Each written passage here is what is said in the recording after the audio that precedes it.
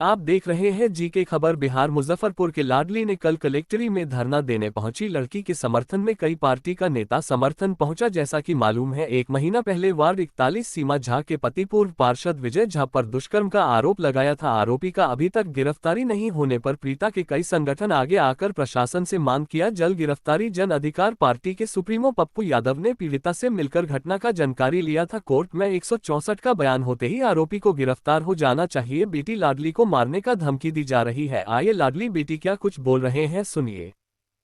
काफी सपोर्ट नहीं मिलेगा तो मैं क्या करूंगी, मैं कहाँ जाऊंगी। जिस तरीके की धमकियां मुझे मिल रही है, मुझे नहीं पता कि कब मेरे साथ कहाँ क्या हो जाएगा। जिस तरीके से धमकियां दी जा रही है, इस तरीके से लोग टॉर्चर कर रहे हैं आकर। आपको नहीं लगता कि न्यायालय पे भरोसा आपको है? मुझे यहाँ के न्यायालय पे मैं अभी कुछ कह नहीं सकती हूँ, बिकॉज जिस तरीके से मतलब जितनी स्लोली ये लोग रिस्पांस ले रहे हैं, तो उस हिसाब से मुझे लगता है कि यहाँ पे कुछ हो पाएगा। इसके लिए मुझे हाई कोर्ट ही जाना पड़ेगा।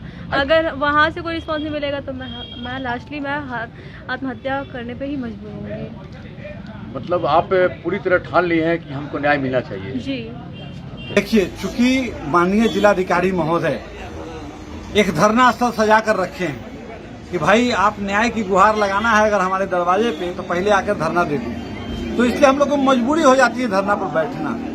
लेकिन मैं आपके माध्यम से, आपके चैनल के माध्यम से, आप मीडिया बंधुओं का शुक्रगुजार करते हुए, जो आप लोगों ने पहल करते हुए जिस प्रकार से यह FIR कराने में आपने मदद किया है, मैं पूरी उम्मीद रखता हूं कि चौथे स्तंभ के रूप में आपके माध्यम से यह बातें, या जो अन्याय की जो बातें हैं, जो विजय झा के द्वारा उस लाडली के ऊपर जो किया गया है, इस जुर्म की आवाज को इस तरीके से आप पहुंचाने का काम करेंगे कि यह अगर मान लीजिए कि बिहार सरकार इसमें पहल नहीं कर पाती है, क्योंकि जिलाधिकारी अगर फेल होते हैं, पुलिस कप्तान अगर फेल होता है, तो सीधा फेल बिहार सरकार को माना जाएगा। और ऐसी स्थिति में हम सभी प्रतिनिधि मंडल गृह मंत्रालय तक भी पहुंचने का काम करेंगे भारत सरकार में, क्योंकि पीड़िता के द्वारा गृह मंत्री से भी गुहार लगा दिया गया है। बस हम सबको जरूरत पड़ी तो हम लोग एक प्रतिनिधि मंडल बनाकर हम लोग गृह मंत्री से भी मिलने का काम करेंगे, क्योंकि यह लड़ाई सिर्फ और सिर्फ एक लाडली की नहीं है।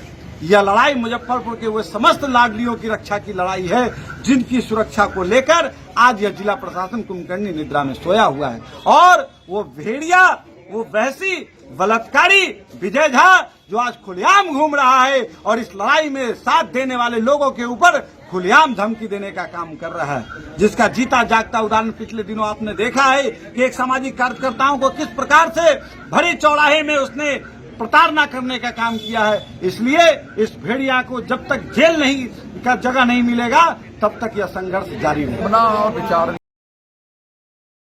संख्या 22/2023 में अभी तक कार्रवाई नहीं हुई, जबकि इन मामले में त्वरित कार्रवाई के तहत गिरफ्तारी सुनिश्चित होती है, लेकिन अभी तक आरोपी विजय झा की गिरफ्तारी नहीं हुई है। इसी मामले में हम लोग यहाँ धरना पर आज बैठे हुए हैं। गिरफ्तारी नहीं हो रहा है, क्या कुछ लग रहा है इसके पीछे? देखिए, संरक्षण प्राप्त है और हम नहीं कह सकते कि इनका संरक्षण प्राप्त है, लेकिन अकर्मण्यता और भ्रष्टाचार की ओर इंगित करता है ये मामला। क्या कहेंगे जिस तरीके से बेटियों के साथ इस तरीके से? देखिए, एक तरफ सरकार कर रही है बेटी पढ़ाओ बेटी बचाओ, लोग हम क्या कर सकते हैं। सरकार भी चाहती है कि बेटी आगे बढ़े और सारे धरती के लोग चाहते हैं, पूरे विश्व में ये धरती पर ये मांग की जा रही है कि बेटियों को आगे बढ़नी चाहिए और उनके लिए सुनिश्चित जो सुरक्षा होता है प्रदान की जा रही है। इसी कड़ी में विजय झा जैसे लोग के द्वारा किसी महिला किसी बच्ची के साथ जो बलात्कार की घटना घटती है और गिरफ्तारी नहीं होती है, पूरी शासन प्रशासन पर यह मामला बहुत गंभीर आरोप लग रहा है। इस तरह देखा जा रहा है कि बलात्कार पीड़िता को दर दर भटकना पड़ रहा है, धरना देना पड़ रहा है न्याय के लिए, किस तरह? देखिए मामला यहाँ ये है कि बच्ची अकेले है और उनके घर पर भी हम लोगों ने जाकर देखा है कि बहुत गरीबी स्थिति में उनकी स्थिति है और इसके लेकर के थोड़ा सा चिंतित बच्ची रहती है, सोचती है कि कहाँ हमको न्याय मिले। जैसे छटपटाहट रहता है मछली, जैसे जल से मछली को निकाल दिया जाए और मछली से पूछा जाए कि क्या इरादा है तुम्हारा, तो पहले चाहे कि इनको पानी मिले। तो इसलिए बेचारी झटक दर दर के भटक रही, कोई आदमी हमको न्याय दिलाए। इसलिए इसी कड़ी में मानवाधिकार आयोग में, राष्ट्रीय मानवाधिकार आयोग में मामला ले जाने के लिए हमें वास्तव पर हमारा मामला सब दी है, जिसमें चैटिंग का मामला है उनका, बहुत सारे मामला है वो दी है और बहुत सारी गंभीर बातें उन्होंने रखी है हमारे सामने। वो इसको लेकर भी राष्ट्रीय मानवाधिकार आयोग में जाएंगे और पटना उच्च न्यायालय माननीय न्यायालय में भी जाएंगे और जरूरत पड़े तो सुप्रीम कोर्ट में चंदा लेकर जाएंगे, क्योंकि हम लोग तो गरीब आदमी भाई, हम लोग बस तो उतने पैसे नहीं है, लेकिन सामाजिक कार्यकर्ता है, मानवाधिकार कार्यकर्ता के रूप में हम लोग हैं।